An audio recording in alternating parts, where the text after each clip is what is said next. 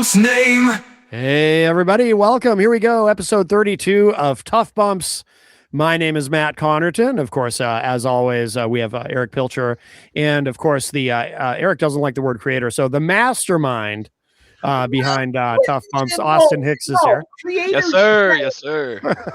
Creator's better than mastermind. If we're going to give him false credit, let's not give him false bravado. Creator, master, EVP, CEO, whatever name you want to use. Sure. President and CEO. I like that. Yeah. So welcome, everybody. Good to see you all, of course. We are obviously, most people get this in the podcast, the audio version of the podcast. But if you do happen to be enjoying this content live, it is just after 7 p.m. in the Eastern time zone on February 15th, 2026. Hope everyone had a nice Valentine's Day. Did you guys have a nice Valentine's Day? It was really good. I mean, it's been a balmy 60 degrees the last 2 days here in Cedar Rapids. Yeah, oh my God. Nice. It's been nice out. Yeah. I have my windows open right now, actually. I just shut my windows because it's like I have a threshold in my apartment of if it gets 66 or below, windows are shut. Yeah. Oh, Done. I'm so jealous. Yeah. I mean, it's been warmer here than it was, but like 40 degrees here is warm after what we've been through. Yeah, we're at the 60s. Like, oh wow, I don't even have the heat on right now. Oh well, that's good for you. We'll get there soon, I suppose. But no, that's great. But yeah, I'm excited for tonight. I had kind of a rough week. I had just wasn't feeling well. I had an asthma flare, and then I had a fever of 102. So Matt, probably the highest fever I've had in forever. Matt, yes. Quit your bitching. You know something? You need to stop complaining. You want to know why? Why? The Dow's at 50,000. Oh, wow. Jeez, I had no idea. The Dow is at 50,000. Wow. And how dare you? How dare you complain or victimize yourself when the Dow is at 50,000 right now and the S&P is at 7,000. Wow. Well, fuck me then. Yeah. How dare you? The balls on you. I feel, I can't believe I had the temerity to complain about anything, really. I mean, the Dow's at 50,000. How dare you even complain if you're a victim of assault? Right. Yeah, if I were one of Epstein's victims, I would really have no right to complain right now with the Dow being at 50,000. What leg do you have to stand on? I Look don't. at our stocks, damn it. We got a 50,000 Dow. I mean, that's oh my God. Yeah. Why complain? Everything's good. That's like my go-to now for the last few days. Anyone's yelled at me for doing something wrong, I tell them, shut up. The Dow's at 50,000. That's right. Like someone at a gas station asked me, are you going to pay for that? Dow's at 50,000. They have no right to vilify you when the Dow is at 50,000. None. How dare they? I should be grateful for that fever that I had. You should be. I mean, the audacity. No. To the complain. Audacity of hope. Oh, I'm sorry. Yeah. Something else. Don't have that either. Oh, by the way, though, just because I did reference his book, former President Obama has acknowledged that aliens are real on his podcast. He's been saying that for years, though, hasn't he? Well, he said it more directly than he had ever said it before. I mean, he heavily implied it when he was doing interviews on his way out of office when he was asked in one interview, do aliens exist? And all he said was, with a smile on his face, he said, can't talk about it. I can't discuss it, which was a tacit admission. But yeah, now he said it flat out. I have a theory on that. Yeah. Barack Obama is just walking around and saying the most out of this world crap he can think of. Ooh, out of this world. That's a good pun. Well, no pun intended. But he's like, no way can anything I say be any worse than what's actually going on right now. Mm-hmm. Yeah. So I'm just rolling with it. Aliens, they're real. I've always believed that they were real. Yeah. Area 51, he's probably going to say he has unredacted files. He addressed that in the same podcast episode. He said aliens are real, but he said all the Area 51 stuff and all that, he said that's nonsense. Okay, that's how I know this is a rib.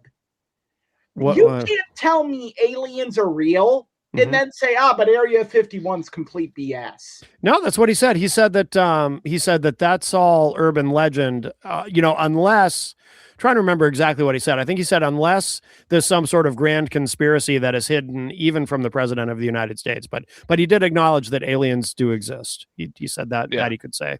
I mean, like, to think that we're the only life form in the universe is like... We're the only life form who could get the Dow to 50,000. It's true. That is an excellent point, Eric. So, of course, we're the only life form.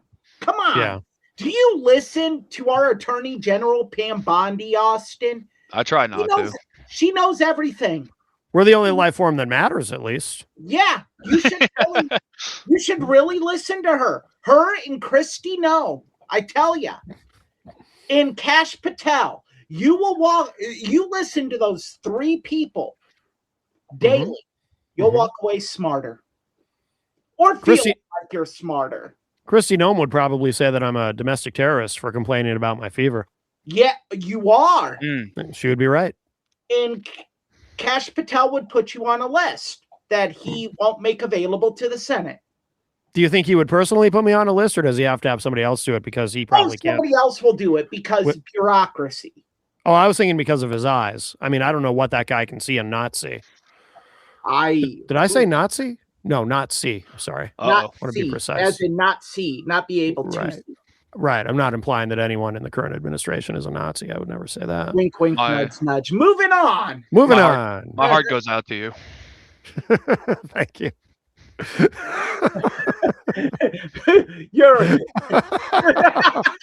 It took me a second to process that, but yes. Yes.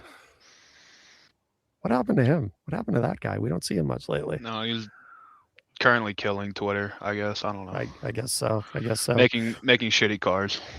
Well, yeah. Well, should we go? He's the uncool guy in the Epstein list. Yeah. Like, how would you feel if that was your claim to fame? Like, if that was what you were known for, as the uncool dude in the Epstein files. I wish we were in there. It would be good for the show. I don't want to be in those files. Everyone would be talking about us. I do not. If only I was like Joe Rogan and was like, yeah, he doesn't want to come. Mm-hmm. Like, I say I agree almost 100% with no publicity. There's no such thing as bad publicity. Right. That's bad publicity. That is not something you want to be a part of. That's true. Yeah, like, even if it's like Eric Pilcher was a doorman at Epstein Island, I'd be like, where's the redaction? Mm-hmm. Like, can we do something about this? Mm-hmm. Like, even if it was just, he sold a rent-a-car to someone who was driving to Epstein Island, I wouldn't want to be involved in it. Right. Yeah. I think that's wise. Well, speaking of bad publicity, should we get to our first news item? Oh God! on the undercard here. Good pre-show, guys. So there he is. The best there is, the best there was, the best there ever will be. That's our man, Bret the Hitman Hart. The most bitter there is, the most bitter there was, and the most bitter there ever will be. The excellence of bitterness. The excellence of bitterness. Goodness gracious. Yeah, I would say so. Oh. Still love him. He's in our hearts.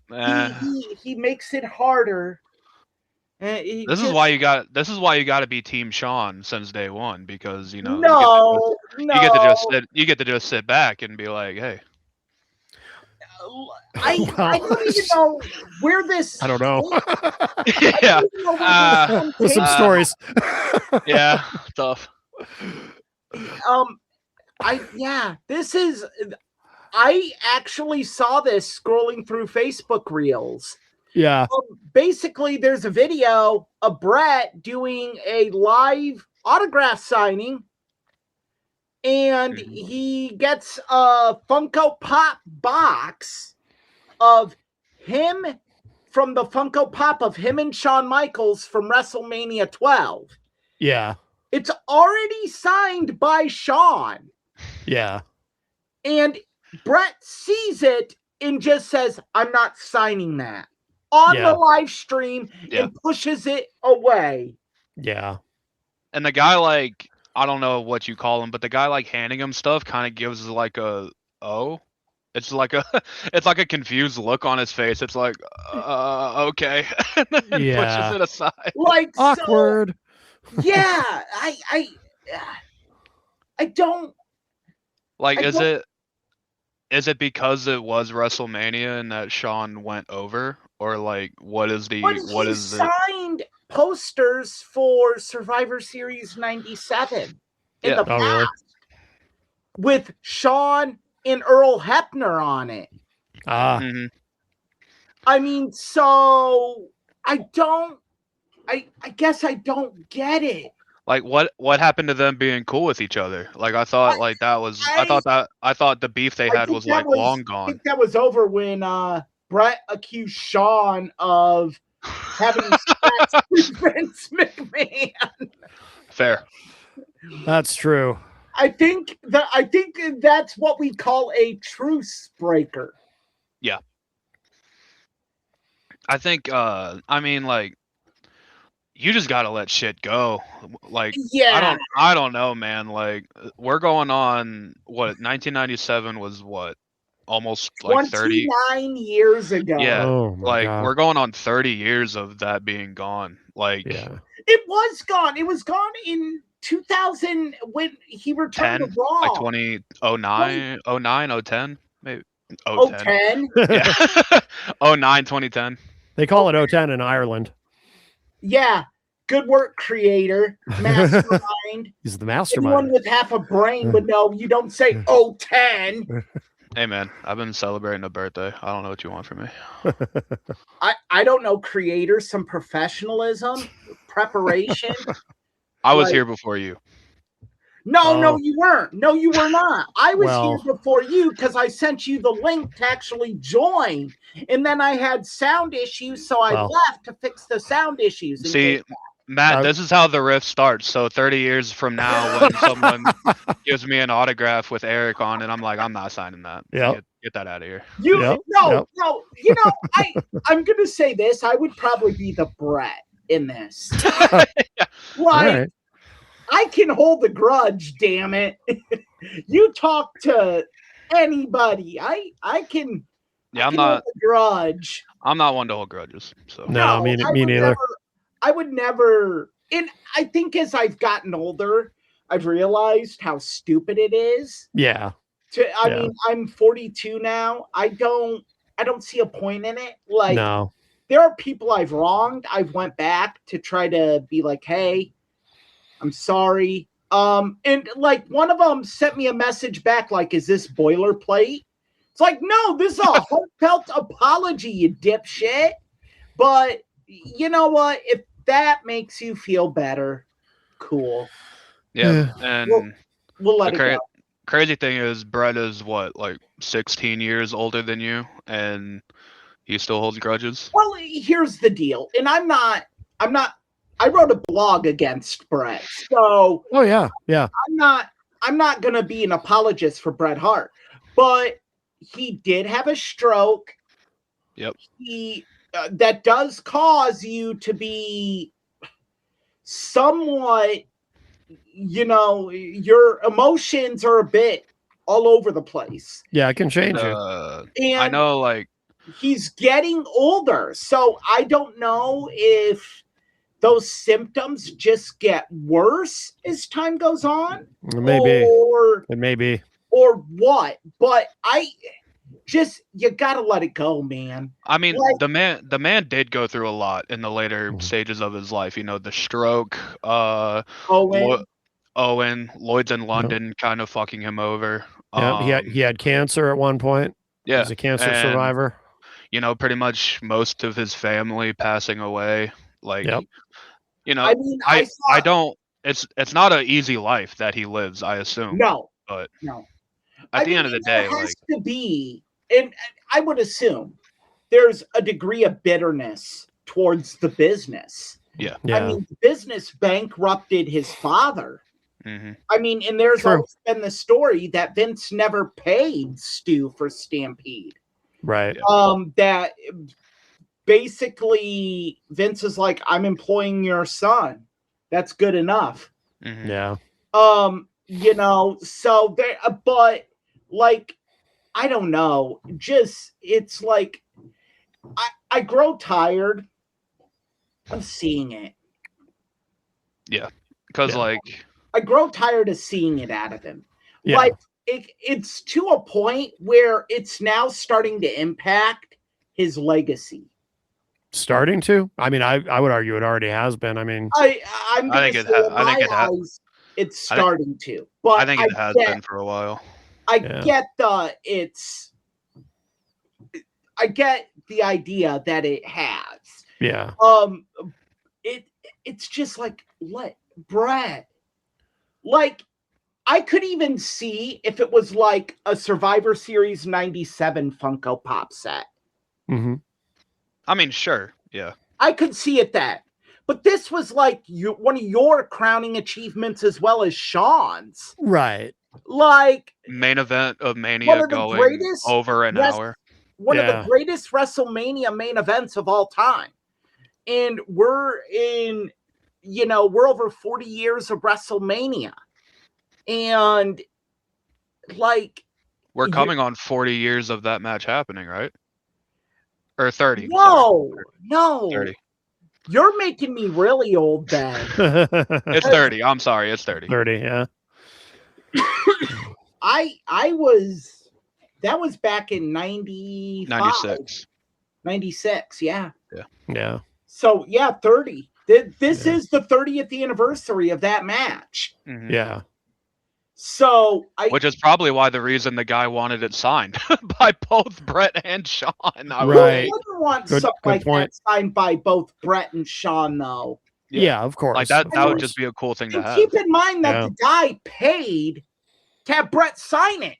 Well, that's the part too that's really shitty about that. Like, I don't know exactly how those work, but yeah, they pay in advance, right? And then they do. I mean, obviously you pay to ship the item to them, and you pay to ship it back. Yeah. I mean, I don't know even how you resolve that as a company. I'm sure you refund him because... Yeah, I would hope the guy gets refunded. I mean, I can tell you this. There is an upcharge for sending a Funko Pop box. It is not charged as a standard autograph. What do you mean? No, it's charged as a bigger item. Why? Like, it goes standard autographs, flats anywhere between any flats 8x10 to 16x20, posters, belts, and then there's a segment for like special cards, like Bret Hart's rookie card has a premium charge attached to it. I assume the way you have to ship it is like handled with a lot more care than like whatever. Funko Pop box and you put it in a top load protector and it's shipped like a photo essentially. But why the upcharge then? Is it because of insurance? It's a bigger item. Oh, okay. Yeah, and that makes sense. There's handling involved, and quite honestly, they can get more money out of you to sign it. Mm-hmm. Yeah. Like, I know in person there's not an upcharge because he's already there and you're the one handling it and you're carrying it around, so it's on you. Right. But yeah, whenever there's an private signing for any athlete, there's an upcharge. Like with NBA, if you sent in a jersey to a sports athlete to sign for a private signing, jerseys cost more, and they can't be bootlegs. They have to be the authentic ones done by Nike. Yeah. So I mean, so yeah, that guy paid more for that. And I don't know. If I were running that, I probably would have been like, Brett, dick move. Yeah. Yeah. That's what I said to you in Messenger after you said that to me. I said, dick move. Like, I wouldn't have done it on the live stream. I would have been like, look, you're fucking signing this. Yeah. I don't give a shit. The guy paid for it. I don't care what your fucking problem is. You're contractually obligated to sign it. You set no restrictions on what you would or would not sign. So with these, because again, I don't know a lot about how these work. I assume usually the signer tells them, there's probably a list of like both the signer and the company probably each have ideas of what is the company doesn't. The signer says what they'll sign and what they won't sign. Okay. Like what's one? So that all should have been worked out ahead of time. Dennis Rodman won't sign anything in regards to the San Antonio Spurs. Okay. Yeah. There are things athletes won't sign. Tito Ortiz, from what I hear, won't sign anything to do with the UFC. Really? Are you serious? That's hilarious. Yep. Really? It has to be.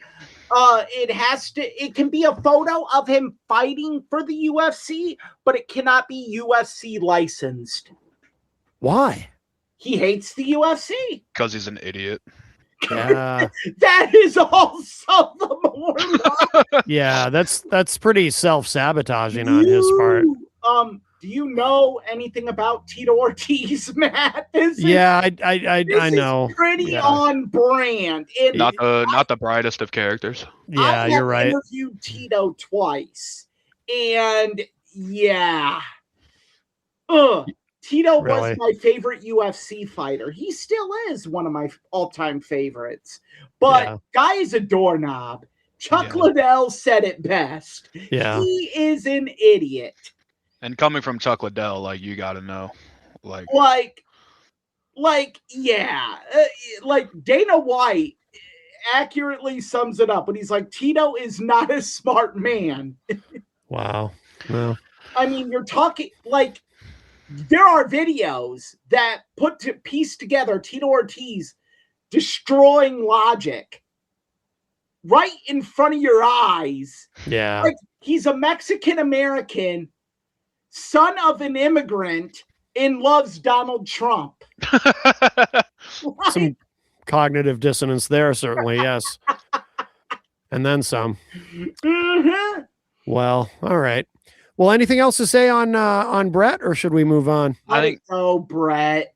Yeah, I mean, there's grudges that he has that are, I would say, justified to this day. Goldberg being one of them, but I think even that's played out. Like, I mean, the man did like end his career, but I will say him mentioning Goldberg in every interview he does is a bit overkill. I will say that, but yeah, that could be like a private grudge that he has, but doesn't have to air it out. But like, I also think, and I hate to keep this going, but what point though do we also say some of these interviewers, they bring it up, and I mean, they're gritty when they bring it up, because he's asked about Goldberg in every interview he does pretty much. I mean, that's true. There's a give and take here. Like, you mean to tell me Bret Hart can't talk about anything more than Bill Goldberg or Montreal?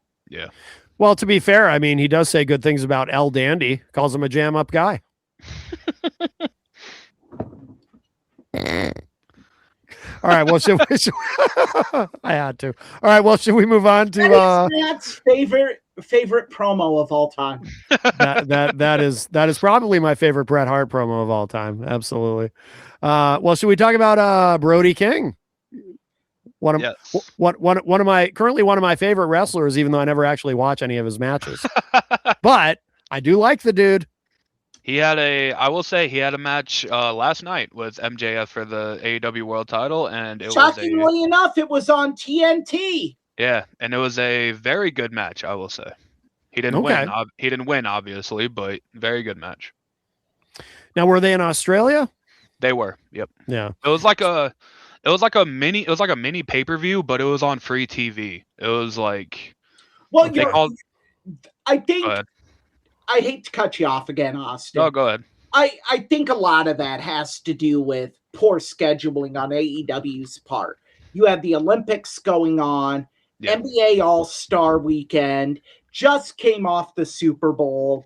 I mean, like even ESPN this weekend for college basketball was like, F it. Yeah. Like, I've always said the weekend after the Super Bowl, I think all sports fans are just checked out. Yeah. They're just done. Like it's a lot to do. And so people are like, oh, that's overkill. No, that isn't the facts. And you're like, it really is. I mean, if you're a fan of football, it definitely is. Yeah, like I have not watched. I watched a little bit of the USA hockey game today. I watched the game yesterday, but I haven't seen any today. The game today was better than the game yesterday. I mean, from a purely playing standpoint, USA looked awful yesterday. Yeah. I don't watch any of it. I mean, I know who Lindsey Vonn is, but not because I give a shit about skiing. Right. But I mean, I think everyone knows who Lindsey Vonn is at this juncture. Yeah. Prayers up to her because she has a very long recovery ahead of her, and she might not even keep her leg, is my understanding. Holy shit, for real? Yeah. She's had like 4 surgeries on that leg already. They don't even know if it's savable yet. Oh my God. Wow. That bone, she took out bones, veins. Jesus Christ. I didn't realize. Wow. Yeah. Like anyone who's a sports fan, I cannot recommend following this guy enough. Austin can tell you we're a part of a sports chat, and I sing his praises all the time. Dr. David Chow on Twitter. Yeah, he's very good. He will break down video of a person's injury frame by frame and tell you exactly what's injured and tell you before people actually know. He will tell you this guy has no knee left. And you're like, yeah, right. This guy's full of shit. 3 hours later, oh, this guy needs reconstructive knee surgery. He's out for the next 18 months. Yeah. Yeah. David Chow is, if you're a sports fan, he is a must follow on X. Because he breaks it down. And he broke down Lindsey Vonn. He said there is real questions whether the leg can be saved. Oh my God. Wow. That's horrible. But so Brody King in Australia. Now, again, I didn't watch it, but my understanding is that even in Australia, a fuck ice chant broke out. Is that correct? Yes. Yep. And the very interesting part is it was a taped show. It was taped for us in America. Yeah. It didn't air until 7 p.m. Central Time, I guess. But even then, they didn't censor the fuck ice chants. Like they left them in. Nice. Yeah. That's great. Look, I love it. All right. Here I go, because I have an axe to grind here. Uh-oh. There was controversy with Brody King this week. Mm-hmm. And there didn't need to be controversy with Brody King. A certain shit-kicking, bumbling idiot who calls himself a reporter said that Brody King was held out of AEW Dynamite because of the fuck ice chants. Mm-hmm. That fucktard is none other than Dave Meltzer. Oh, no, not Uncle Dave. Uncle Dave. Uncle Dave Uncle reported Dave. that is what was happening. They held him out. Mm-hmm. Well, in today's day and age of internet, social media, anyone can become a detective. And people found out pretty quick. No, that wasn't the case at all. Brody King was held out because he was in the air flying to Australia. Yeah.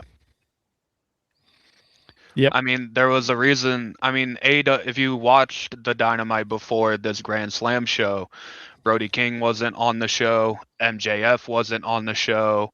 Willow Nightingale wasn't on the show. There was a few others, and that's kind of not normal for Dynamite. Usually they have those guys there. Right. But they even said it on air. It's like, hey, Willow Nightingale's not here because she's already in Australia. Oh, hey, MJF is in Australia right now, but he's sending in a promo. Brody King was and look, this is the problem with the internet dirt sheets. More specifically, Dave fucking Meltzer. I didn't know that was his middle name. Yeah. Moving on. Mm-hmm. Dave has made a career out of this, where he will say one of the most asinine claims ever. And then when it blows up that it doesn't happen or didn't happen, he falls back on A, they pivoted, they moved away from it for whatever bullshit reason he can come up with, or that he got the scoop, so they moved away from it, or his latest, he was just theorizing that was the reason. Yeah. No, Dave, you reported that was the reason, you dumb shit. And then people found out you were full of shit. What they should have known for the last 30 fucking years, Dave, is that you're a fucking moron. You're a disease on the pro wrestling business. You don't know shit. You have no sources. The sources you have are boys just putting ribs on you to see what they can get you to report. And thank God, thank the wrestling gods, we have podcasts like Something to Wrestle with Bruce Pritchard, 83 Weeks with Eric Bischoff, that can finally put to bed the decades of bullshit that you have perpetrated upon the wrestling fans and charge them for it. So I have a question. So when Meltzer is reporting this, is anyone else reporting it, or is Meltzer? No, it was only Meltzer because I follow Sean Ross Sapp on X. Yeah, and he's almost immediately after Dave put that report out, Sean Ross Sapp said, "Hey, I'm working to confirm this. Let's see what's going on here." And maybe not even an hour later, Sean Ross Sapp said, "Yeah, what actually happened is Brody King was never scheduled for the show because he's currently either in Australia already or traveling to Australia." People had checked Flight Tracker. Yeah. And looked up his name. Yeah. And he was on a flight, and they're like, Dave. And the rumor is Dave blocked these people from his Twitter. Yeah. I have not confirmed that. I don't care to confirm it. And so you can go to Flight Tracker and just put in anyone's name and find out if they're on a flight? I didn't know that. You can, yeah. Yeah, and no idea. There are rules where people won't be published, like if they're a witness for a law proceeding or something of that nature. But if a wrestler's real name, you can find out what flight they're on. Oh, yeah. Interesting. And I think it's weird because Dave Dave obviously likes to get the headline out there. And so I don't think he goes to one source, I think, and just throws it out there. Got this from a source. No, this might have been just an This was just made up bullshit. Yeah, because Warner Brothers Discovery came out and said basically, from the way they worded it, it sounded like they didn't even have an idea who Brody King was. Yeah, it's interesting. That was interesting to me because that was a surprise. I didn't expect Warner Brothers Discovery might as well have put in a boilerplate. Yeah. Who the fuck is this guy? Yeah, because I didn't expect that. I mean, it's not. I think it's becoming less and less of a secret that they have stock in AEW, but if you think that Warner Brothers Discovery is a part of the day-and-day plans of AEW, I think you're an idiot. Now, like, there's no way they pay that much attention to it. They did say something that I was about to give him an ounce, a modicum, a pubic hair of credit for, except on this very program, we said it last week, that Warner Brothers Discovery might have a reason for getting rid of these chants. True. They are trying to sell. Right. And if you're trying to sell to a company that is conservative, that backs ICE, that has a right-wing footprint, they're not going to want this. Well, and also you don't want a president who probably pays more attention to professional wrestling than any previous president. You don't want the administration getting involved in fucking up that deal. Yeah. Right. We've already had a talk show host not air for almost 2 weeks because of our government's interference. Mm-hmm. And he didn't even say anything offensive. Right. Like, so that I was going to give him a smidge of credit. But then I was like, no, we talked about this. Yeah. And it was... that is not an original thought from Dave Meltzer. Right. And it was weird because Dave said, like, oh, networks are afraid of Trump, like they don't want to get on Trump's bad side.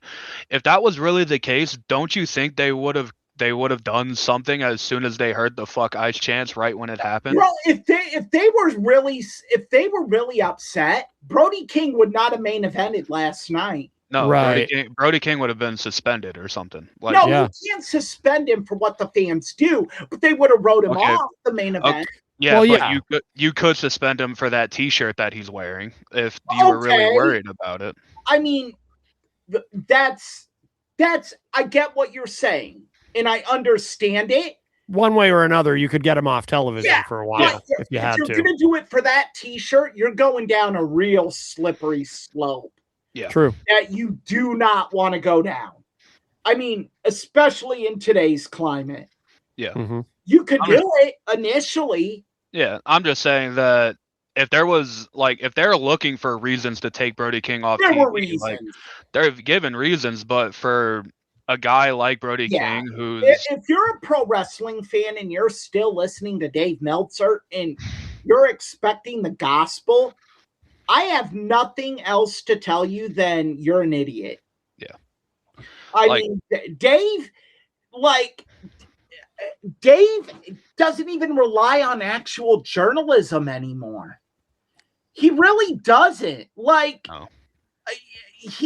I don't know. Like, I will give Dave this. He is a great historian about the business. Oh, yeah. Oh, absolutely. Yeah. But past that, if you're going to him for a news source, that would be like saying, I listen to Alex Jones for neutral reporting on the government. Yeah. You're not going to do that. And no one should. And this should be a bigger deal than what it is. Like, this should be the end of Dave Meltzer. Oh, it won't be. It should be. This is irresponsible. This is you putting out something that you probably thought of while taking a dump, and you put it out there. And if I were Warner Brothers Discovery, I'd sue him. Really? Yeah, I'd sue his ass. You could, but you wouldn't get anything out of it. But you mean to tell me Warner Brothers Discovery doesn't have like $200,000 they could just drop out to sue Dave Meltzer? So I don't think. I mean, obviously, but I don't think anyone there wants to invest that much time in it. Like I said, I'm still surprised they're they not bothered investing anything into it. It's all legal. I'm just throwing money. Yeah, I know. I'm just surprised they even issued a statement. Yeah, I'd start a GoFundMe for them if they don't want to spend the money. I'd send a link to someone I know that would put up money from the get-go. I'd send a link to James E. Cornette and Bruce Pritchard and Eric Bischoff. I guarantee you would have the funds for a retainer. Not Cornette. He's notoriously frugal. He's not going to spend money on something. He doesn't think it's going to go anywhere. Fuck over Dave Meltzer. He wouldn't do it. Maybe the other two though. Corny put in. It's just kind of like what Eric said. Like, it's 2026. If your only source of wrestling news is Dave Meltzer, like, please find somebody else. There are people in this space that do. Even Brian Alvarez. Yeah, like Brian. This is not true. Yeah, like there are people that are way better in this space than Dave Meltzer is. I mean, Sean Ross Sapp is the clear example. In my opinion. Like Sean Ross, Chris Van Vliet. Chris Van Vliet is great. Yeah. Like his interview this week with MJF was phenomenal. Oh, I got to check that out. Yeah. I honestly think Chris Van Vliet is the best in this space currently. Like, I think his interviews are incredible. I think him as an interviewer is what Conrad Thompson is as a podcaster. Yeah. Like, I think he is the standard. There's two better guys in the business today at doing that than Chris Van Vliet and Conrad Thompson. Yeah. Well, anything else to say on Brody King, or should we move on? Fuck Dave Meltzer and fuck Ice. I don't know what you decide which one to fuck more. I don't know.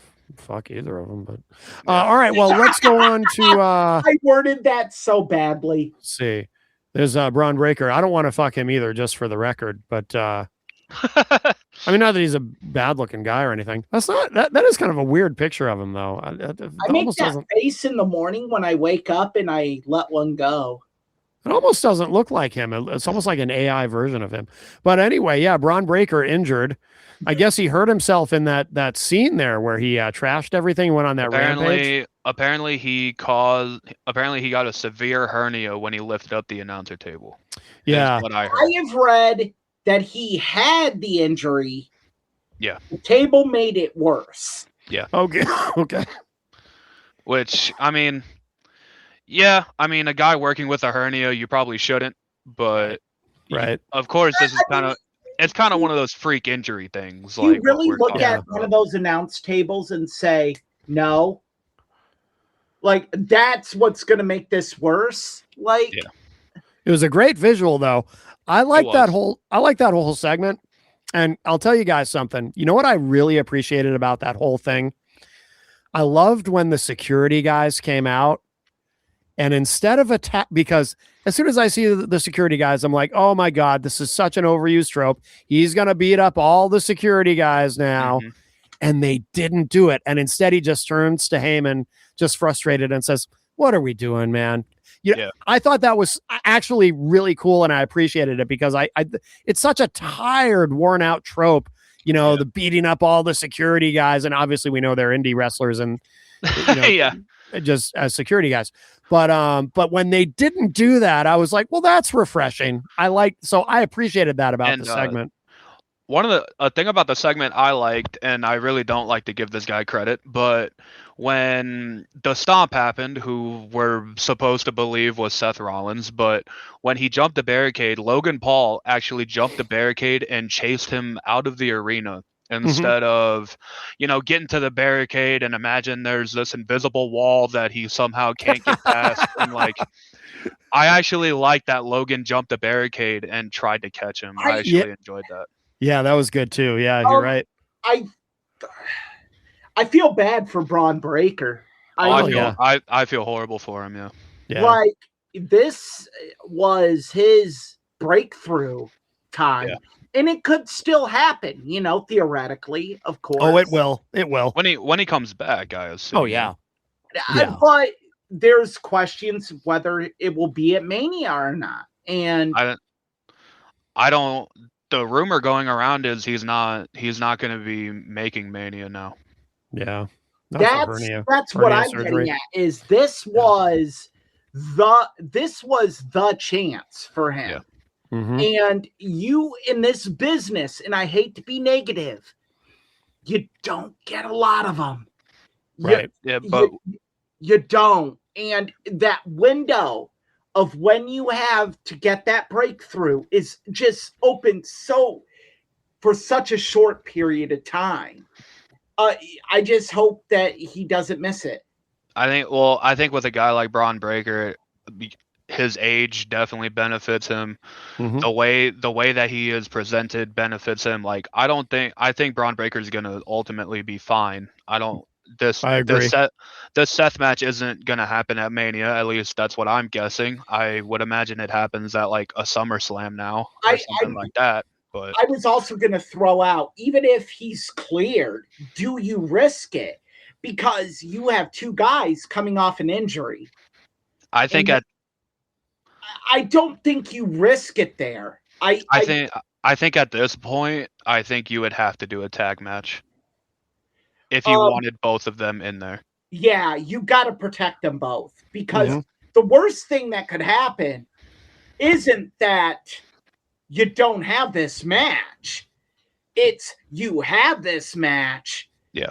And it's a high profile match and it looks like crap. Mm-hmm. Yeah, because there's no coming back from that. I mean, Seth is a made guy, so you're not gonna hurt Seth. No, but you are gonna hurt Braun. If that match does not look good, it's all gonna fall on Braun. I think it definitely sucks because the match is gonna be there for the foreseeable future. At least I would say, like, Seth and Braun is going to happen at some point. But the shitty part is that we now have to extend this story even longer than it needs to be. And now with Braun hurt, what exactly do you have Seth do at Mania if he's even going to be there? I don't think you have Seth do anything. I think you're just. I think if Seth is cleared and ready to go, I think he wrestles at Mania. I think. I don't. It's so tough because in my opinion, if you do. Alrighty then, Merton. For our audio only listeners, we should so Morton Esper in the chat. What's that? Merton. I'm sorry. Oh yes, Merton Esper in the chat room says, honestly, that stomping the mask guy did before that super kick reminds me of Edge.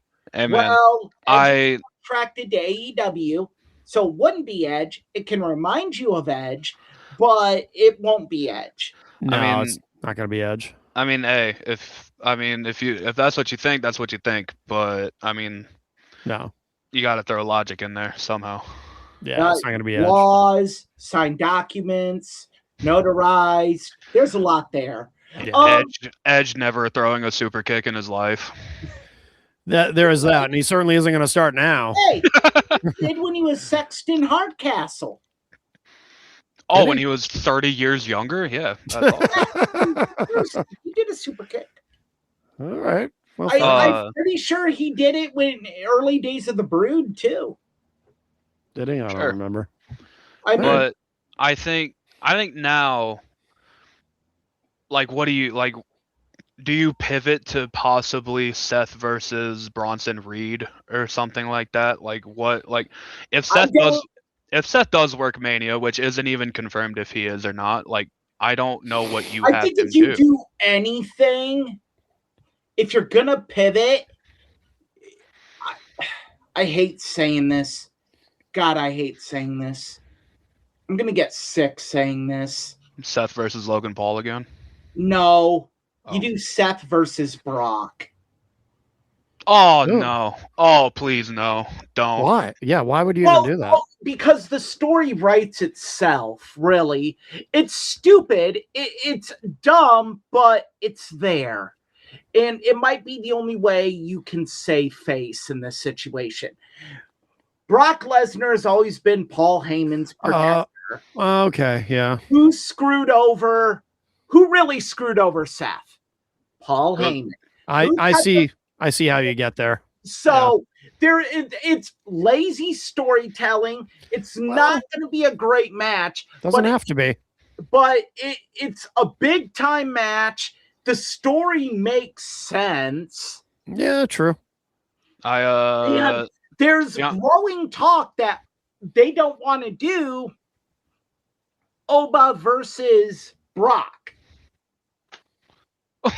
Like, what are we doing here, dude? Like, I don't want to see Brock Lesnar wrestle, period. But if there was one guy that I want to see Brock Lesnar wrestle, it's Obafemi. Like, what? Yeah. Like, we got to get this done. Like, come on now. I agree. Well, I mean, based on the sheets, and it's not just Dave saying this.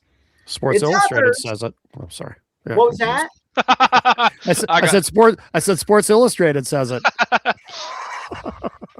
It's others that have said that there are growing talks within creative that they don't want to put Obafemi in this high profile of a match right out of the gate.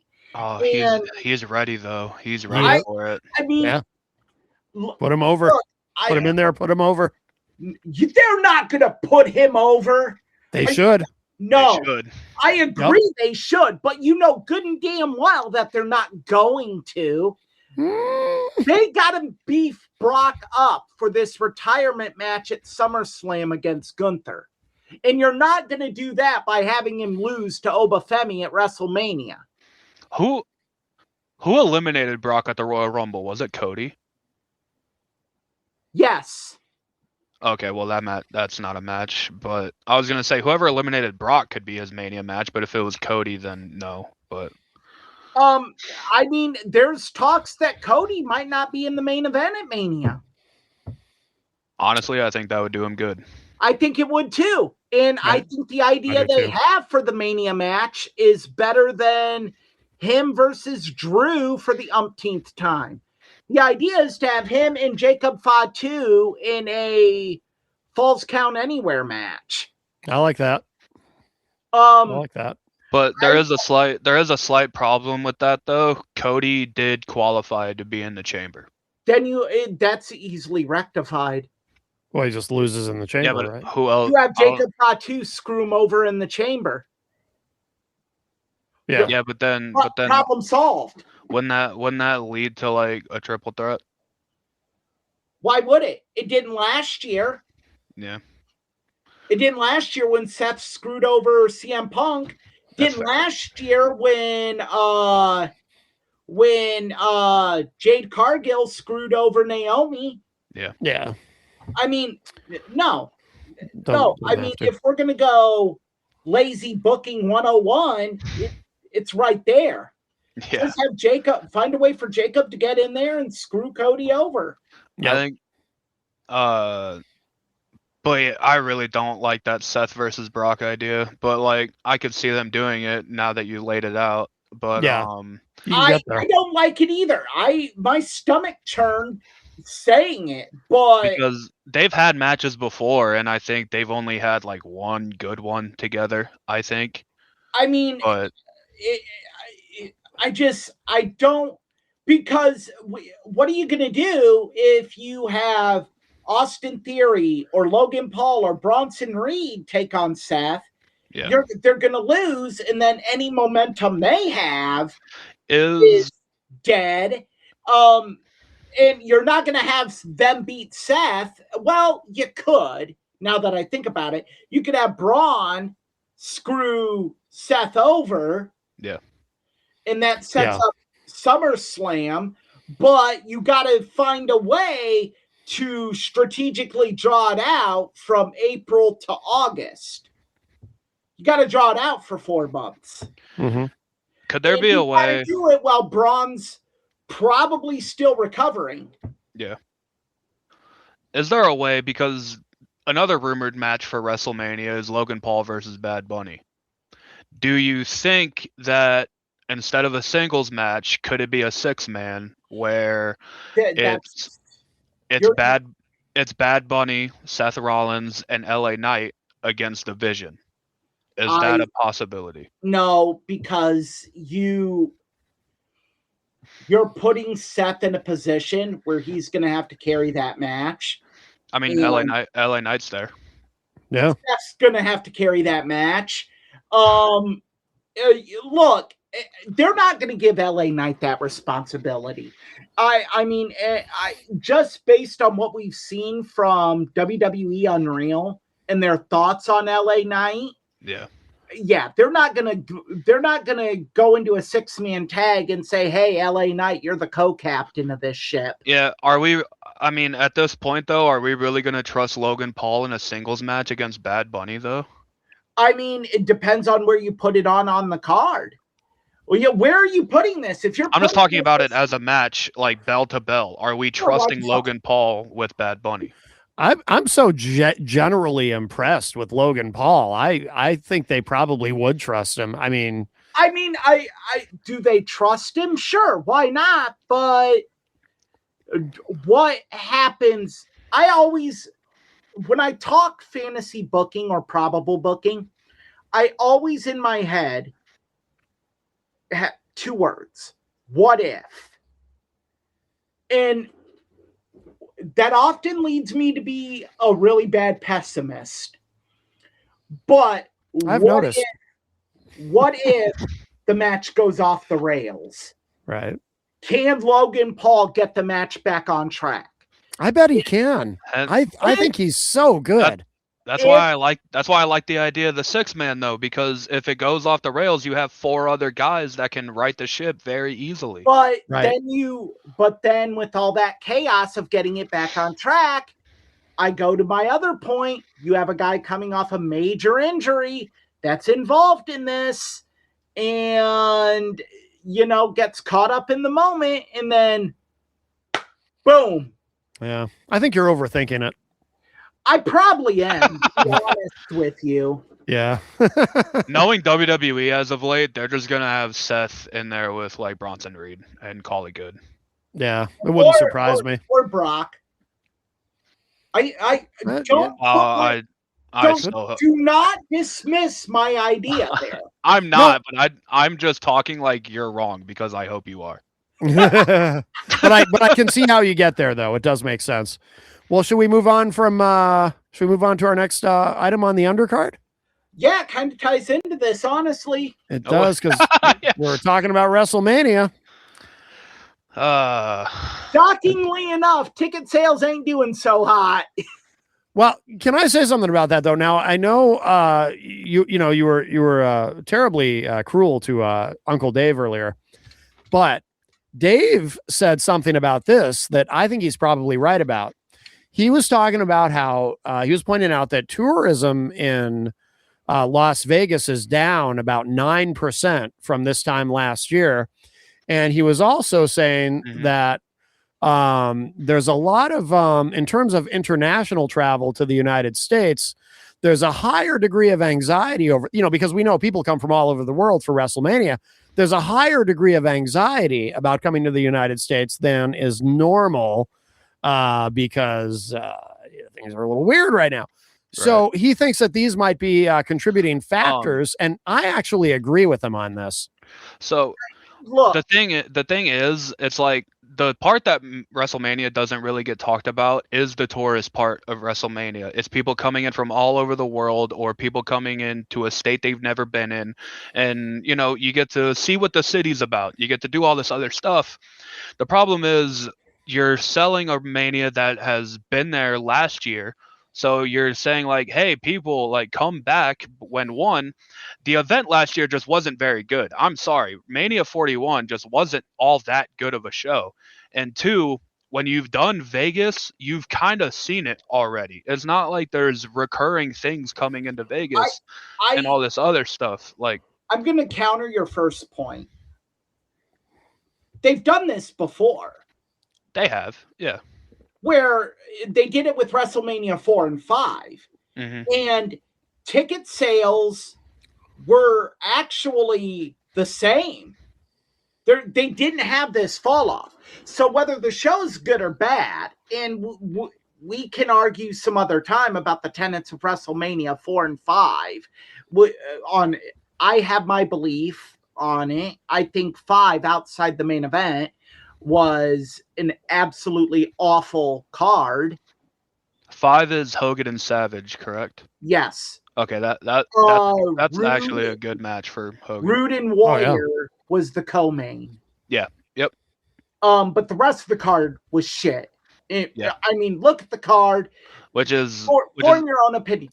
But kind of on theme for earlier WrestleManias.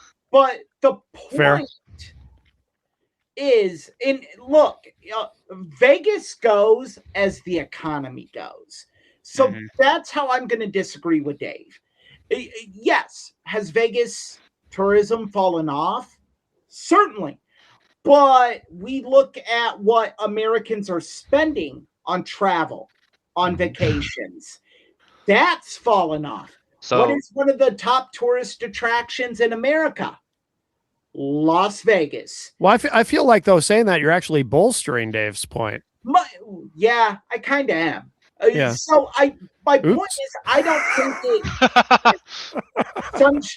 sun shines on a dog's ass twice a day. I don't think they're as mainly correlated as you would think. People are going to go to WrestleMania if they want to go to WrestleMania. The problem is that, one, people are pissed at the change. Yeah.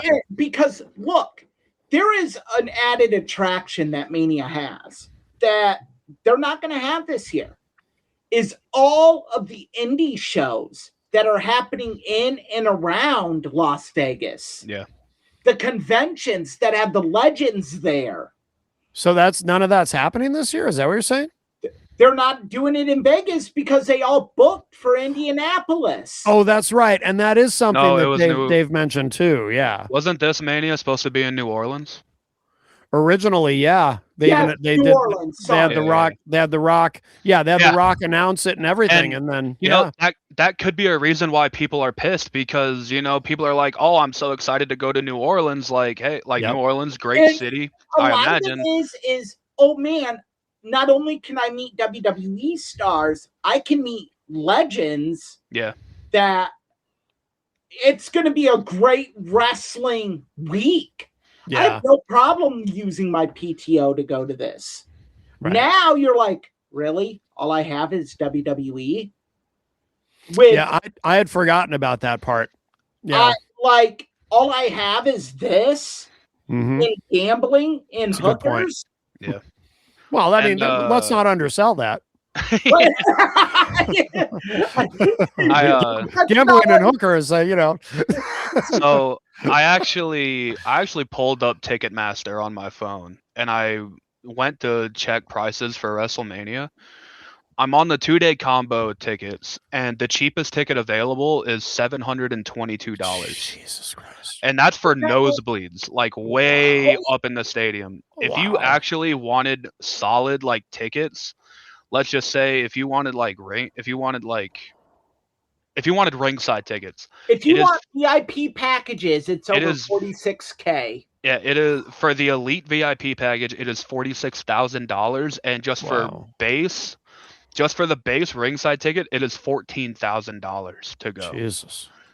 And this has kind of been a problem for WWE for a while now. Now you're looking at both nights. They're starting to, because I will say for Saturday night, they have lowered nosebleeds down to $202. Okay. Now the alarming number for me is this. They have sold about 36,000 tickets. Yep. That's 10,000 behind last year's pace. Yeah. I think though. And to be fair, last year's was on Easter weekend. So it had that work going against it. Yeah. You also had. It was also John Cena's last WrestleMania. True, that's true. But is that, no offense to John Cena, is that worth? Does that explain away the 10,000 ticket? It shouldn't. Of course not. It shouldn't, but I do think though it's important just for kind of a broader perspective to point out that this is not unusual. Like this has happened many times where, you know, it looks like going into WrestleMania, ticket sales are a little soft this year, and they always find a way. They always find a way to pull it off in the end. I think, will they pick up? And that's a very good point, Matt. Yes, it will pick up because once matches are announced, I think more people. Because the only match announced right now is Roman and Punk, right? And Tiffany, sorry, Liv and Vaquer has not been made official yet. I think the only official match made is Roman and Punk, I believe. So yeah, I think as time goes on, maybe, but you know, it's tough. There's a lot of things going against this Mania. Yeah. I mean, because you also have, you know, talent for these indie shows that go to Mania because it would be their only chance to go to Mania. Right. Mm-hmm. They're not going to go this year. They're booked on cards in New Orleans. It's always so hard to know too, like how much of Mania's draw is based on the card itself and how much of it is just, you know, obviously there's a segment of people who buy tickets who are going to buy tickets no matter what, just because it's WrestleMania. And it's hard to figure out, like, you know, what is what in terms of the percentage of people who, you know, like how many people, because I kind of doubt that there's that many people who make a decision based on the card itself. I'm skeptical of that decision well ahead of time. Right. But I think you finalize the decision based on the card. Look, you can get out of buying tickets. There's insurance you can get, and people are like, well, there's certain stipulations to where you can get out of that. Look, I know people, I'm not going to say names because it's a bit illegal, that have gotten out of the purchasing the tickets with the insurance program. And the whole reason is it's lost its appeal and they got their money back. Yeah. They can resell them. There's options out there. So I think the initial decision is made well in advance. Finalizing the decision in actually going, that isn't made till a month or two out.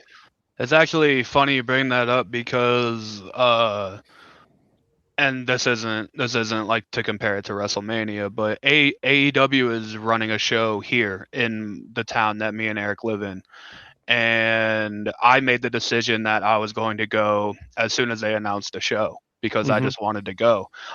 There's not even been a wrestler announced for that show, but I just wanted to go. So like that kind of holds weight. I will say though, a couple years ago for Mania 40, it wasn't sold out yet a month or two before the show, but then the stuff with The Rock happened and The Rock was pretty much confirmed for the show and then it sold out. Okay. So like name value definitely helps.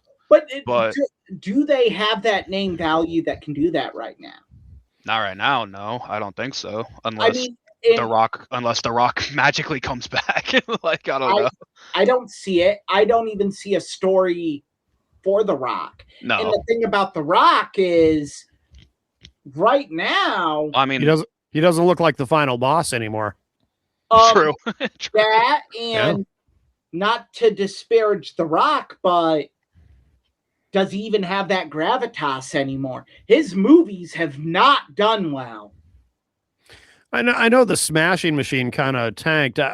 Critics are raving about it, but apparently nobody actually saw it. Smashing Machine was really good. I saw it in theaters. It was really good. I have a theory on the Smashing Machine. One, it's an amazing film. Probably the best performance The Rock has had in his career, besides the time he's acted like he's cared about the wrestling business. Right.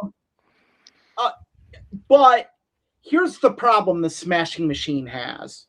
And as a UFC fan for over 25 years now, I can say this.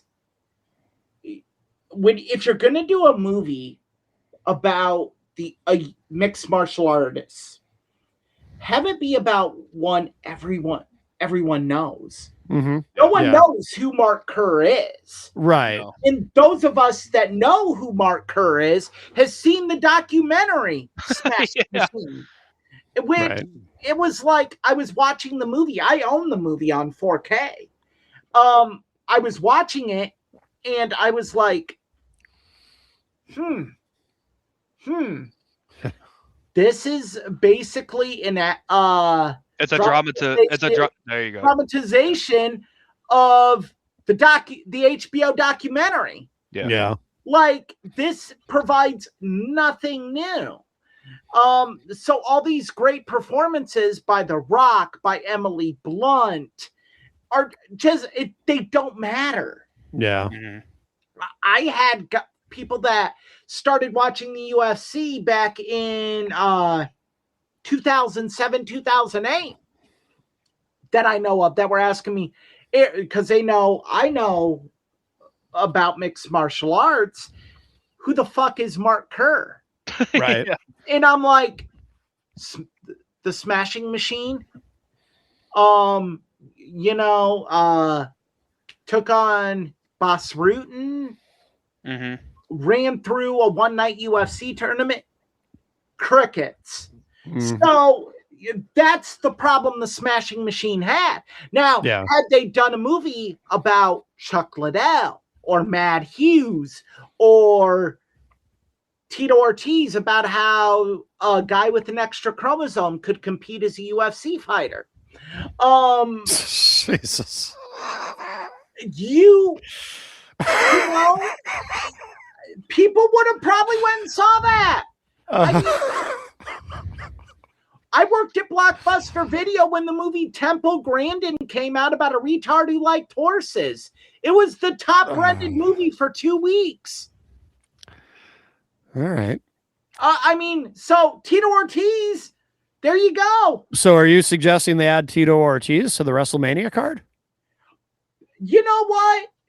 Go for it. Go for it. Have Tito call you the day before the show and say, hey, I'm going to need another $250K to show up. Because he did that to Dana quite a bit. If you did he? Listen to Dana White. Yeah.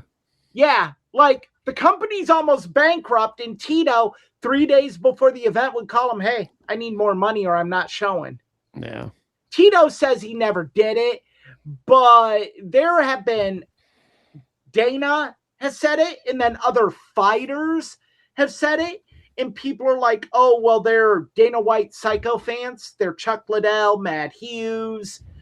But then when Randy Couture came out and said, yeah, it happened, you're like, well, there's not a guy that hates Dana more than Randy Couture does, and vice versa. I firmly believe Dana White will stay alive to piss on Randy Couture's grave. All right. So, yeah. I believe Tito did it. I also believe Tito Ortiz was scared to fight Chuck Liddell. Well, do we have anything more to say about WrestleMania tickets? I think Austin, in both you and Austin hit it on the head. I think tickets will rebound. Yes. I think now, will they rebound to the point of being a monumental success? Success in regards to ticket sales can be spun so many different ways. Oh, sure. Yeah. If success is looked at as, are there people in the stands? Sure. But there's a difference between people in the stands and people that paid to be in those stands. It's not even that, but you can spin it just based on, like, I love how WWE does this. They're brilliant at doing this. If an event wasn't as big of a success for WWE as they initially thought it would be, yeah, they will talk about how much money it generated for the city. Oh yeah. In tourism. Yeah. Like they did that for the Royal Rumble when it was in Indianapolis. Yeah. Mm-hmm. And you're like, why don't you talk about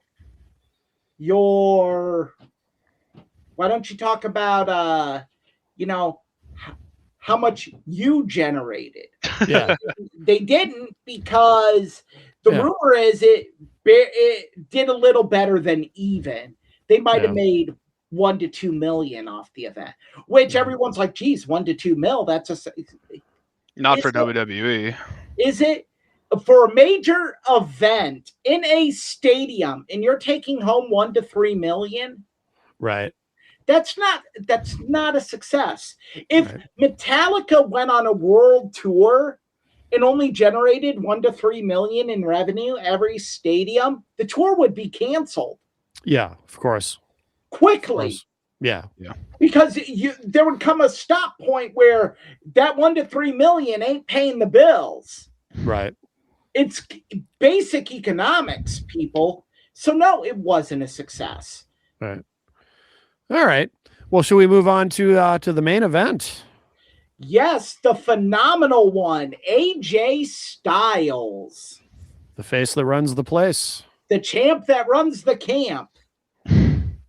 Except Get ready to fly. He hates that theme song. Oh, that's such a good theme song, though. It's not his best theme song, but that's a really good one. My personal favorite is I Am, his first TNA theme song. That's a good one. My favorite of all time is Demigods. I love that song.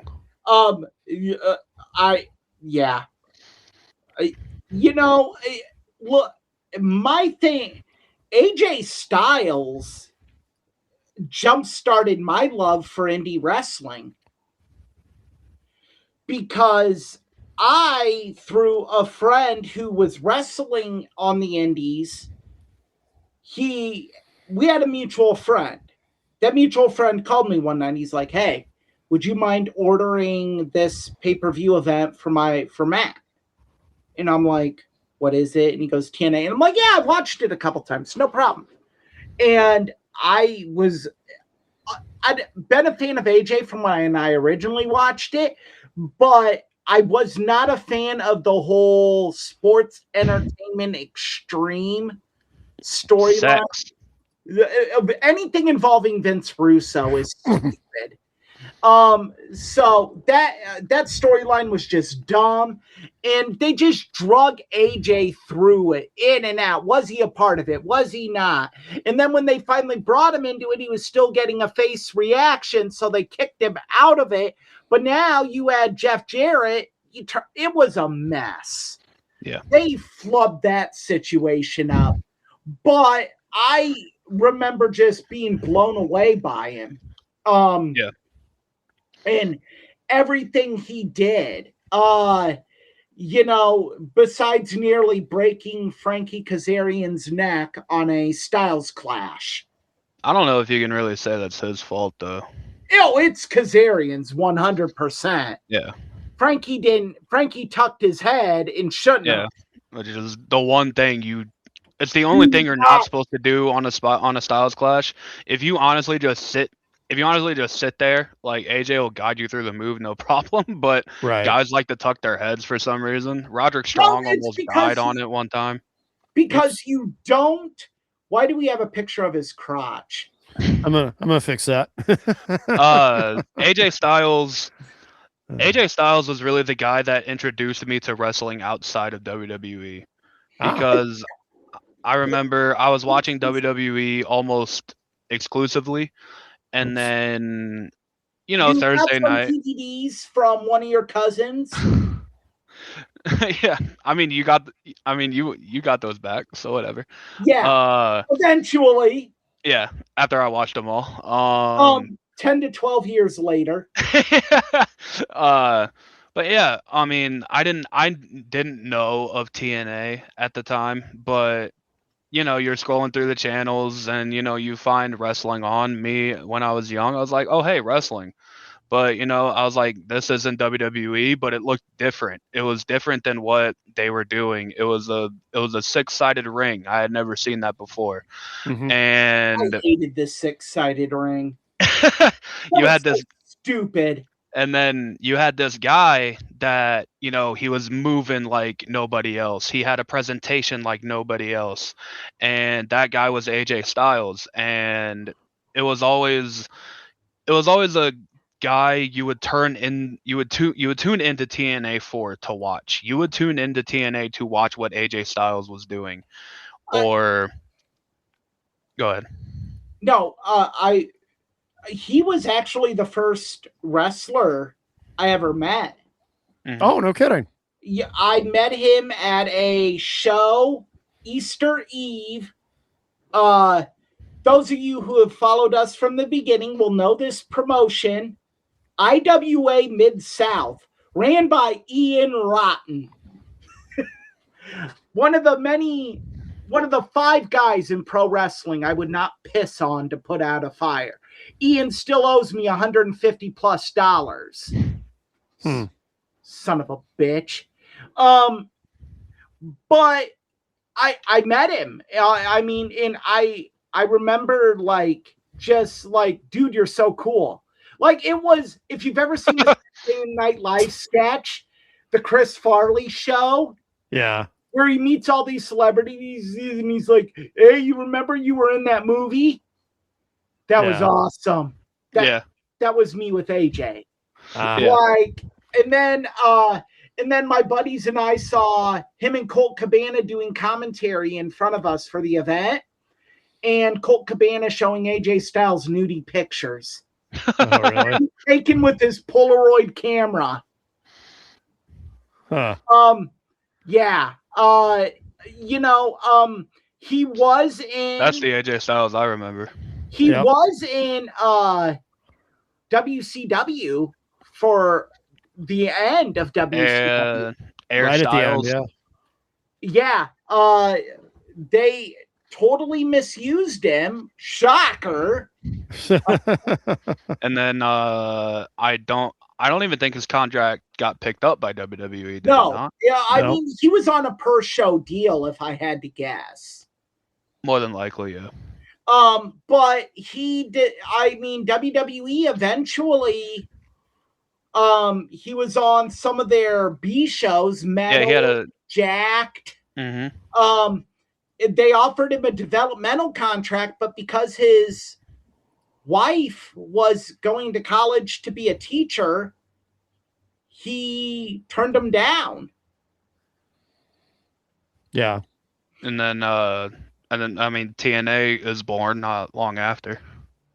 Yeah, he basically does shows for NWA Wildside, which was NWA Southern Territory.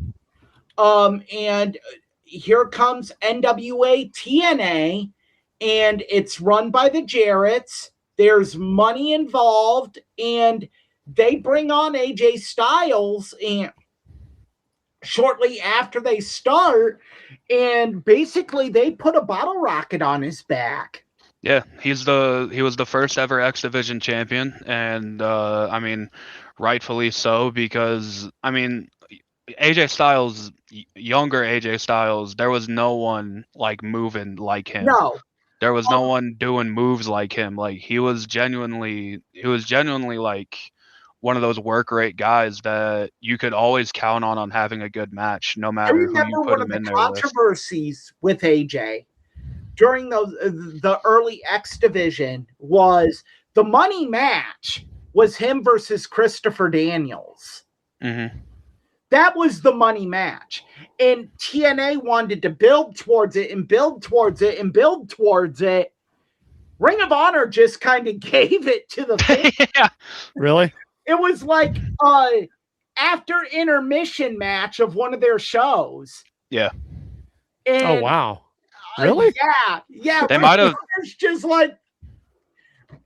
They might have done that with AJ and Samoa Joe also, where ROH did the match before TNA could.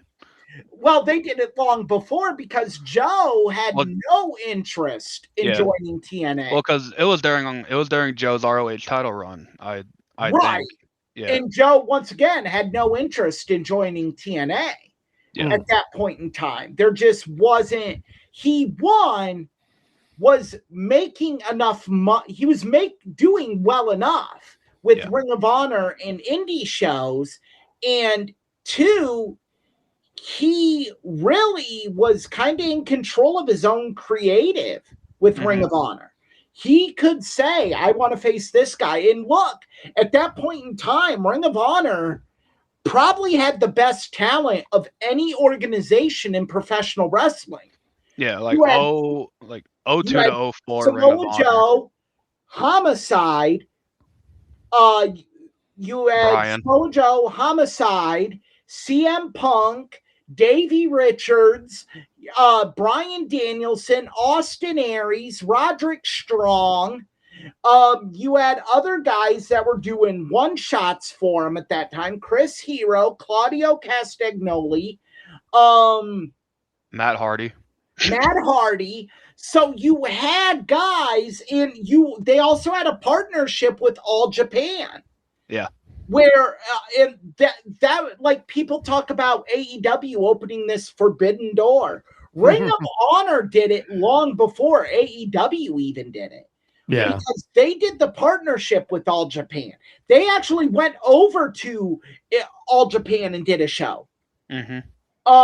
So they did a show with FWA in England. So they really were the only organization where if you wanted to take on these guys internationally, and you had to be in Ring of Honor. I mean, TNA would book them occasionally, but you were given like 10 to 12 minutes. Ring of Honor, they're like, what do you want to do? Oh, you want 20? Go. Yeah. You want 30? Hey. And AJ is a big part of early Ring of Honor, where he's also a part of what could have been the downfall of Ring of Honor. Yeah. It very easily could have been the end of Ring of Honor, yeah. It really but Austin, you're right. AJ was him and Christopher Daniels were huge parts of early Ring of Honor. Yeah. I mean, people talk about CM Punk. CM Punk was really brought in as a mid-card guy for Ring of Honor. Yeah, he was never, because the main event guys were Samoa Joe, Christopher Daniels, AJ, Homicide. CM Punk was never. Yeah, CM Punk was never meant for that spot, but things happen. He gets up to that spot and he proves himself. Boy, did they happen! And if what happened, AJ could very easily be in the spot that CM Punk was in. But AJ was going to be because the original plans were Samoa Joe was not supposed to have the 2+ year title reign he had in Ring of Honor. Samoa Joe was supposed to be more of a bridge champion. It was supposed to be a bridge from getting the belt off Xavier and getting it to Christopher Daniels. What happened, and we teased this last week, was a scandal that could have killed Ring of Honor, and almost did. Rob Feinstein was the owner of Ring of Honor. He owned RF Video, which is very important because that RF Video did all the shoot interviews. They also gained their fame by doing ECW fan cams. These were recordings of ECW house shows. They also would do a plan where you could pay a fee every month and get that month's episodes of ECW Hardcore TV sent to you. So you could watch them before the pay-per-view. So if you didn't have ECW in your area, you could still keep track of ECW. ECW was their moneymaker. ECW, when ECW closed, all they had were like international footage from the territories, and their shoot interviews. Rob Feinstein decided to start Ring of Honor, where it would be just really pro wrestling. It wouldn't be the entertainment part of it. Yes, you would have promos, but it would be hard-hitting action. They had the Code of Honor, which was 5 rules that unless the Code of Honor was thrown out, and you guys are going to laugh at this and think that this is just kayfabe, but it's not. They strictly believed in this. Every match had to have a winner. You could not get yourself counted out or disqualified.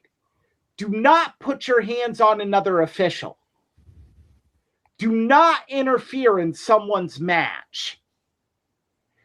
And but there was another one, I forget the 5th one. But basically that was kind of an edict to the fans that you guys, we're not going to give you swerve finishes.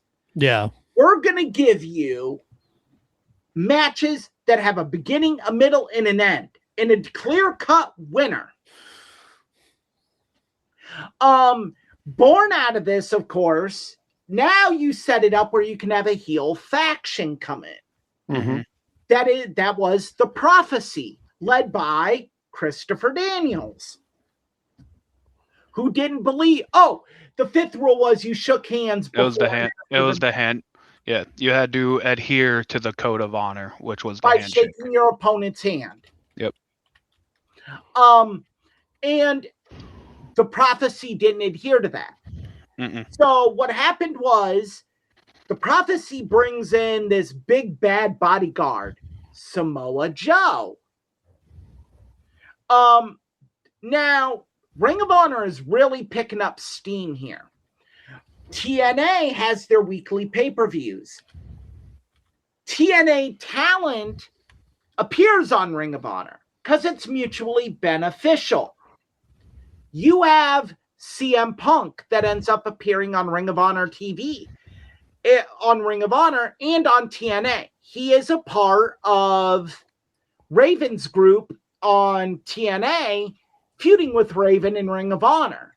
Yeah. AJ Styles, Jerry Lynn, and Christopher Daniels. Those are the key players in all this. So what ends up happening is Ring of Honor announces they're going nationwide. They're going to go to the East Coast. They were mainly an East Coast promotion. They're going to go to the Southeastern region. They're going to go to the South. They're going to go to the Midwest. They're going to go to the West Coast even. Well, 2 weeks before Ring of Honor launches this endeavor called Reborn with a 3-part card. Part 1 was going to be in Wisconsin. Part 2 in Chicago Ridge, Illinois. Part 3 was going to be on the West Coast somewhere, I think. Pittsburgh, Pennsylvania, Philadelphia TV station, born out of To Catch a Predator, does a sting operation for people trying to catch child predators. One of the people they catch trying to diddle a little kid is Rob Feinstein. Well, they air the Rob Feinstein segment Oh man, holy hell, is that awkward? All hell breaks loose. Mm-hmm. Keep in mind that a big part of the Reborn was going to be Samoa Joe versus Christopher Daniels. So what happens is TNA, NWA pulls all NWA contracted talent from Ring of Honor. Yep. That means the 4 key guys here, AJ Styles, Christopher Daniels, Jerry Lynn, and CM Punk. Mm-hmm. Allegedly, and Punk talked about this. There's the clip. Yeah. Yeah, I found it. And yeah, it was bad. Him running to his car is admittedly very hilarious. So what ends up happening is, and CM Punk talks about this in one of his ROH promos. Mm-hmm. Those 4 guys meet. Jerry Lynn is sticking with TNA. He's like, I make more than enough money here. My wife and kids have went without in the past with ECW. I'm not doing that to him. I can't work as an indie wrestler. I mean, that's very fair. Very fair. Yeah. I'm going to stay with TNA. My career's winding down. I need to make money. Cool. Christopher Daniels, same thing. Because Christopher Daniels, they called him Old Man Daniels. Yeah. Back then? Yeah. Wow. Daniels was like, look, I've already had a major neck injury. I can still do other indie shows. Yeah. I can do other NWA shows. I'll be fine. Ring of Honor is going to be dead anyway. I'm out. And I'm greatly paraphrasing here, people, but you're getting the gist of it. Yeah. AJ's like, look, I'm the man. Yeah. Here in TNA, I'm out.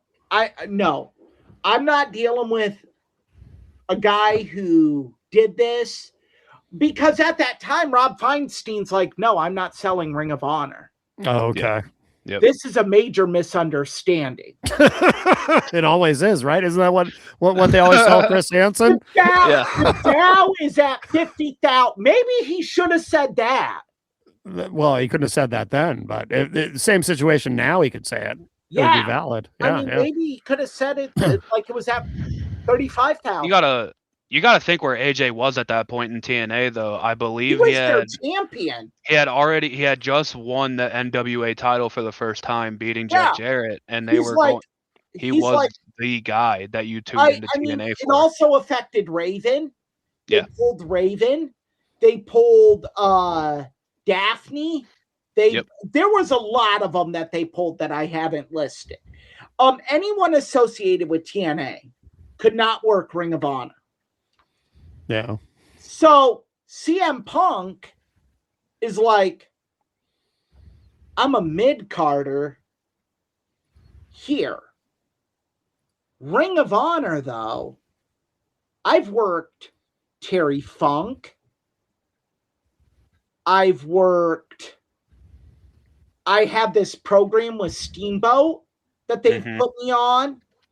I'm working guys. I'm getting better. I'm getting noticed. I don't have a wife. I don't have a kid. I can live on what I make.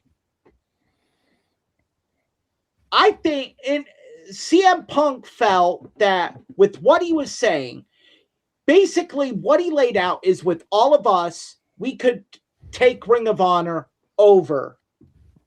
Yeah. Over TNA. We could be the second biggest promotion in America. Yeah.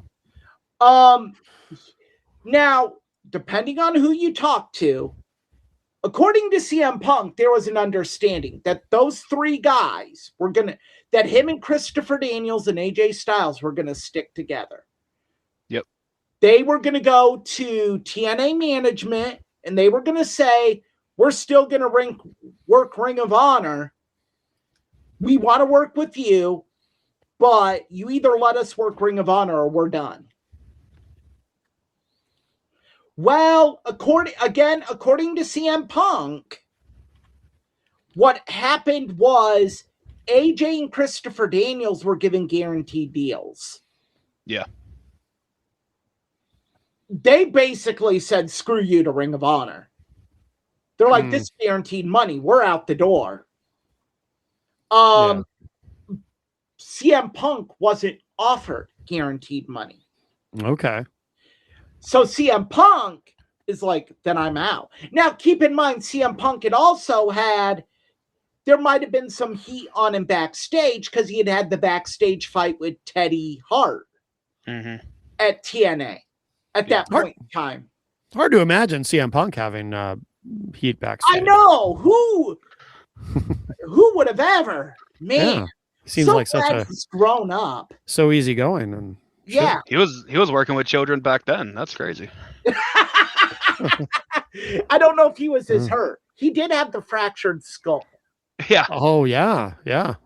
Nothing a Gatorade can't fix. So basically he was like, he was pissed because because realistically, without AJ and Christopher Daniels sticking to their guns, TNA could say, well, to CM Punk. Yep. And they did. Now, eventually, what happens is Kerry Silken buys Ring of Honor depending on who you talk to. Rob Feinstein's side is he was forced out of Ring of Honor by Doug Gentry and Kerry Silken.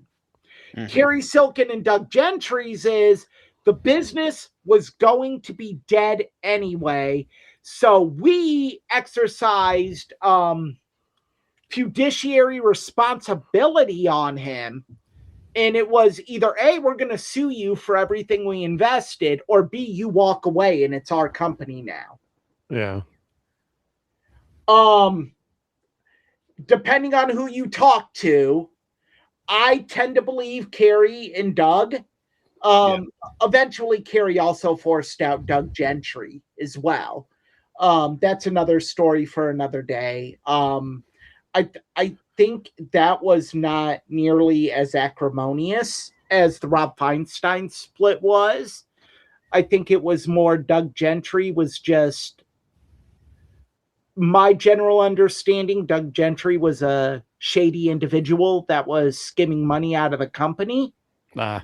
And Kerry found out about it and he was like, walk away or I press charges. So yeah, CM Punk becomes a major star in Ring of Honor, has the match with Samoa Joe a couple months after this. Yep. And then 4 months after has the match that really put Ring of Honor on the map in America. The match, depending on who you talk to, honestly saves Ring of Honor. Samoa Joe versus CM Punk 2 in Chicago Ridge, Illinois. That Dave Meltzer gave 5 stars. It was the first. It was like the first 5-star match in America in like 20 years or something 8. like that. 8. Okay. He gave it to Shawn and Taker, Hell in a Cell. Oh, okay. But yeah, that match, honestly, like Ring of Honor might not exist anymore without those matches. I disagree. I don't know if they would have been the nationwide phenomenon that they became. But look, their events sold out. I mean, Ring of Honor could go anywhere in the Midwest, in the East Coast, in just make more than any indie wrestling promotion could. Mm-hmm. I mean, Ring of Honor. Look, I seen many Ring of Honor events live. And I will tell you what Ring of Honor brought to the fans was an idea that you need to be here at bell time because you're going to get every cent you paid for. Mm-hmm. And then some. And eventually, AJ Styles, Christopher Daniels did return. Yep. 2005, they came back. They were gone for about 2 years. But yeah, AJ Styles at that time was Ring of Honor's first pure wrestling champion. Yeah. And the finals were him and Punk, I believe. Yep. That started the Steamboat feud. Yeah. So in that event was actually the first Ring of Honor event after the scandal broke. It's called At Our Best. Yeah. And like the locker room knew, and then ROH Reborn came, and you had a promo from Low Ki, who called Rob Feinstein a baby toucher. Yeah. Really? On a live mic. Yeah. Oh wow. I ain't working for no company that's run by a baby toucher. Yeah. That's a hell of a promo. Damn. Nice promo, kid. Low Ki is man. If Austin, and no offense to Austin or Matt, if you guys knew what I knew about Low Ki, we could do an episode on Low Ki. Oh, we should. We should. Low Ki was the samurai version of MJF. Yeah, that's honestly fair. You want a guy who believed in kayfabe? It was Low Ki. Yeah. He would tell kids at a Ring of Honor show, I ain't signing your fucking shit, you little motherfucker. Jesus. Yeah, wow. And he is this 5'11" guy. The deepest voice. Yeah. Incredibly deep, yeah. I remember him from his short time in WWE. And I remember yes. I remember I was at a Ring of Honor show in Chicago, and I bumped into him as I was leaving, and I'm like, Low Ki, can I get your autograph? And he looks at me and he goes, I suppose. And I didn't have a pen on me. And so I'm like, hey, let me use your marker. And he goes, gonna ask to use his marker? And I'm like, may I please use your marker? And he signed it and he goes, now get the fuck out of here. Oh my God. I'm like, and then a kid came up to him wearing a AJ Styles TNA shirt. And he goes, can you sign my DVD? And he goes, fuck you. Wow. All right. Low Ki is love him. Yeah. And like, oh man, I would see guys leave the ring after a match with Low Ki that looked like they had been through a war. Yeah. Legitimately. Low Ki would knock people out in the ring. Yeah. Yeah. Like I remember he chopped BJ Whitmer at an event I was at. And you know how if you're there live, you can tell when someone's hurt. Yeah. He chopped BJ Whitmer, and you just see BJ collapse to both knees and start trying to catch his breath. And like you start seeing like purple spread across his chest. Yeah. And BJ's gasping for air. Now, someone who isn't pissed at you would probably step away. Right. Not Low Ki. Low Ki kicks him right in the head. No. Yeah. Just crescent kicks him right in the side of the head. Yeah. And afterwards, like, fans always talked at Ring of Honor shows because we were all smarks. We all thought we knew the business. And it was like people heard low-key shouting in the locker room. Yeah. Yeah, low-key shoved me also at a Ring of Honor show. Oh. Well, maybe we should do one on Loki. I'm curious. I'm kind of wondering though. So I'm looking at this. So we're actually coming up on 2 hours. Should we maybe put a pin in AJ Styles Part 1 or? Oh man, we really got off the rails with Ring of Honor. But the thing with Ring of Honor, it's a big part of the story though. It is a big part of the AJ Styles story because a lot of it is what might have been. I mean, it is if it isn't, it should be one of the biggest what ifs in pro wrestling history. Yeah. What if AJ Styles and Christopher Daniels said F you to NWA, right, and stayed with Ring of Honor? I mean, because AJ never won the Ring of Honor world title. No, and that was the caveat to being the pure wrestling champion. Yeah, is you were the number one contender for the Ring of Honor title. Yeah. And look, people can sit here and say, well, what if is just one giant hypothetical? Sure as shit it is. Fine. It is. But this what if, the domino effect it would have had. Mm-hmm. I don't know if we have TNA wrestling today if those two don't stay. Right. Yeah. I mean, Ring of Honor could be what AEW is right now. Mm-hmm. Because who knows?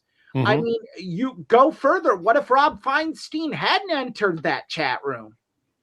Right. I mean, there's a lot there. And I think Ring of Honor doesn't get the credit they deserve for being so key to AJ Styles' career.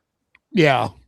It was huge for him because he went from being thought of as a cruiserweight or X division guy to we can put this guy at the top of the card and it's believable. People want to see him there. Yeah. He isn't just a niche guy. He can be in the main event. Yeah. Yeah, absolutely. Absolutely. All right. So should we call it for part 1? Yeah, part 1. Right. We'll probably next week we'll talk about the tail end of his TNA run. Okay. Because there's a lot to unpack there. Yes, there is. Yes, there is. A lot to unpack. Yeah. And him kind of really reinventing himself. He did, yeah. I remember that. Japan. Yeah. And then spoiler alert, one of the greatest runs a wrestler has ever had, in my opinion.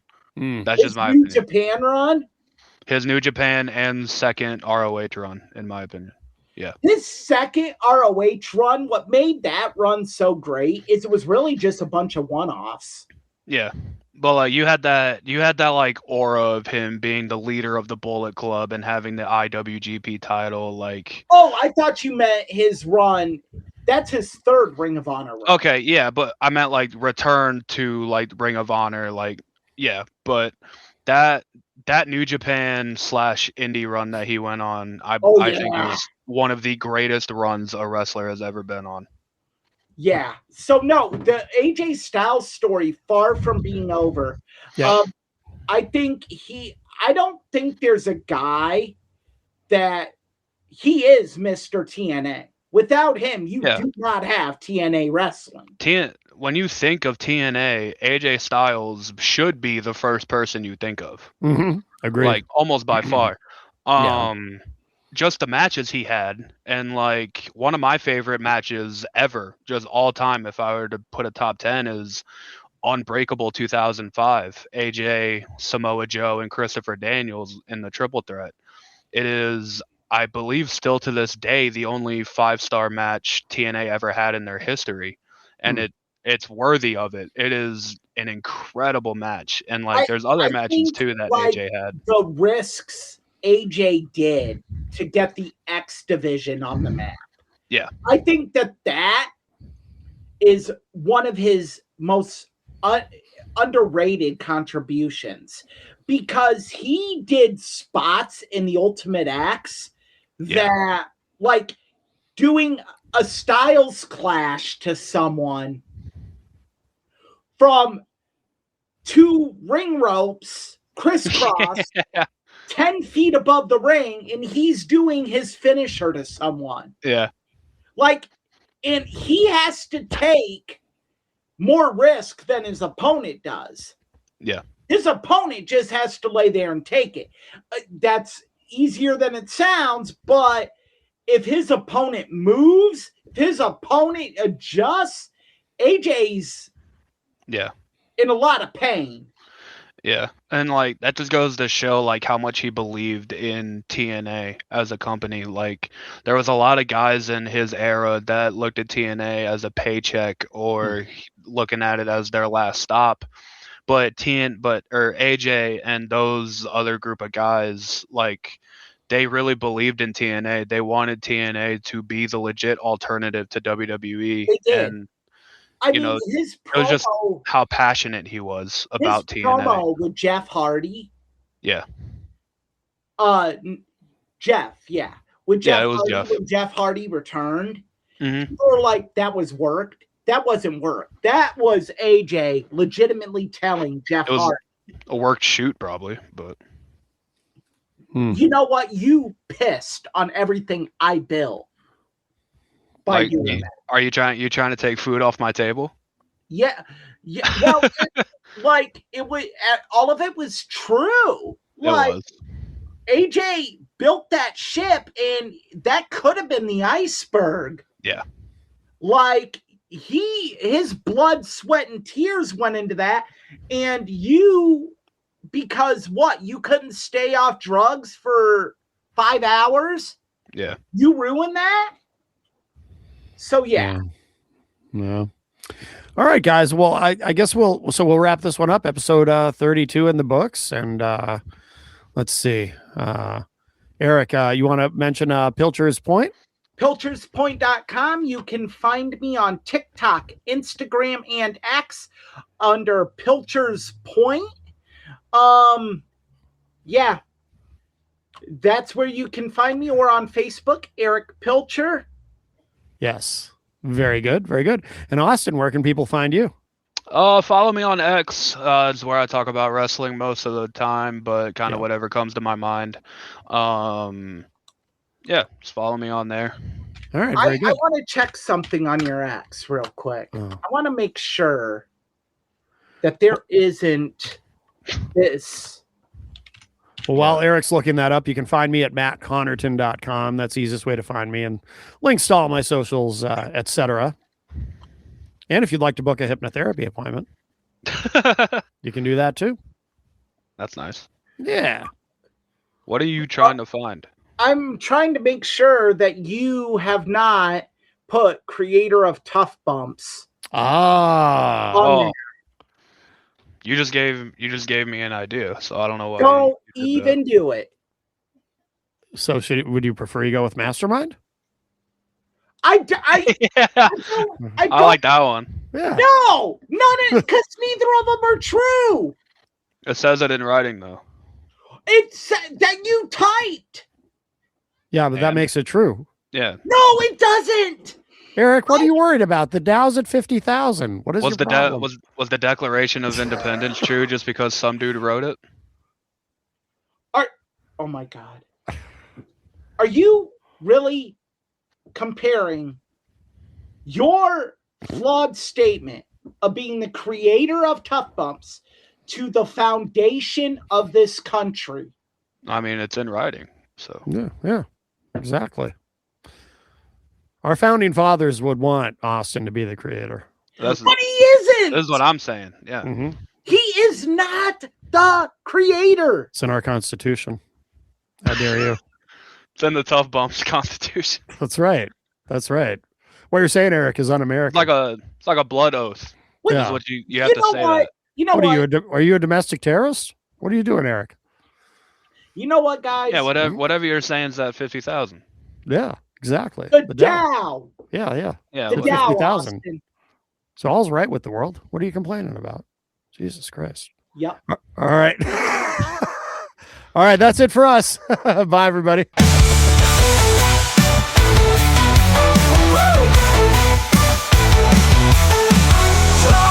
We take, we rise again. Blood and grit, it's how we begin. Mac and Aaron fire up the flame. Wrestling lives on the Tough Bumps name.